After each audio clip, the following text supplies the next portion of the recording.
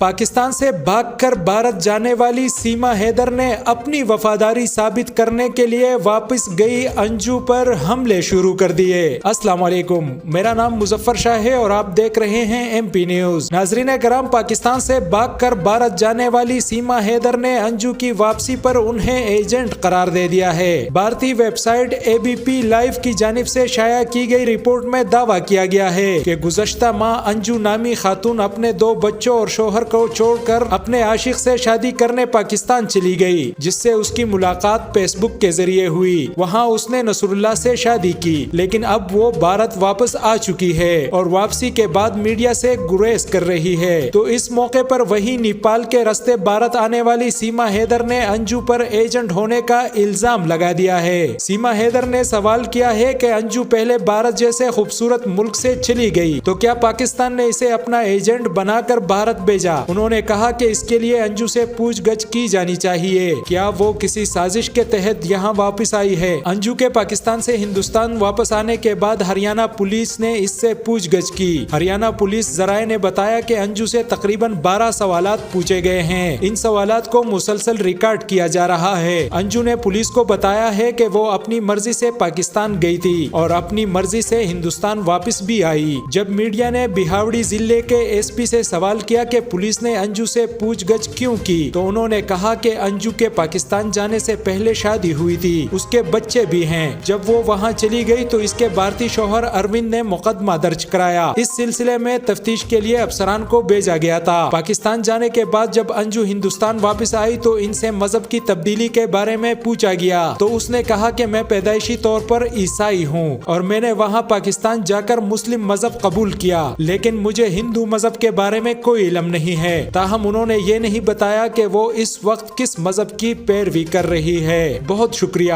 مزید خبروں اور اپڈیٹس کے لیے سبسکرائب کریں MP نیوز۔